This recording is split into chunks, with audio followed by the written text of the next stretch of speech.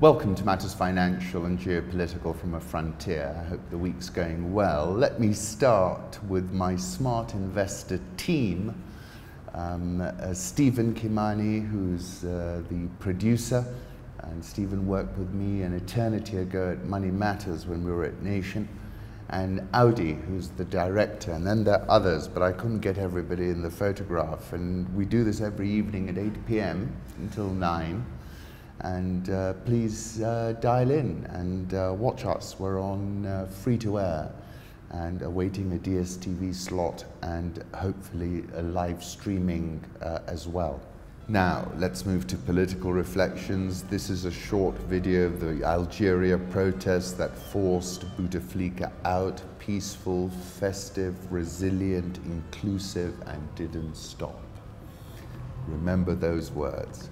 And this then go back to Kapuscinski. If the crowd disperses, goes home, does not reassemble, we say the revolution is over. They did not disperse, they did not go home, more and more joined them. They kept reassembling, and therefore the revolution was not over. Now, we've learned that President Bouteflika, the wheelchair bound, is set to step down. They have not told us who is going to step up, but I agree with what Marwan is saying. Bouteflika was the face. The question is, will the people accept the face being changed, but the players not being changed? And he says the big question facing Algeria, like others before it, what, not who, replaces Bouteflika?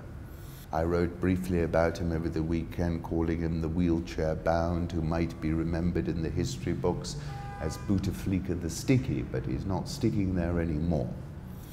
And then a tremendous article in Reuters, Bouteflika from revolutionary to ailing recluse. They've now announced that 2 private channels have said on Sunday he would step down this week. He was a fighter in the 1954 to 1962 war to end French colonial rule, became independent Algeria's first foreign minister, one of the forces behind the non-aligned movement that gave a global voice to Africa, Asia, and Latin America. He welcomed Che Guevara and a young Nelson Mandela, got his first military training in Algeria. Black Panther Eldridge Cleaver, on the run from the US police, was given refuge. Cleaver held court in his Algiers safe house with Timothy Leary, the drug-taking high priest of US counterculture.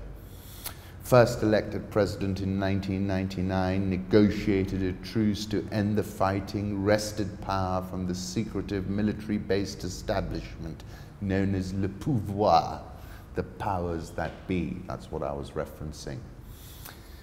Age 19, he joined the rebellion against French rule as a protege of Ouari Boumediene, the commander who later became Algerian president.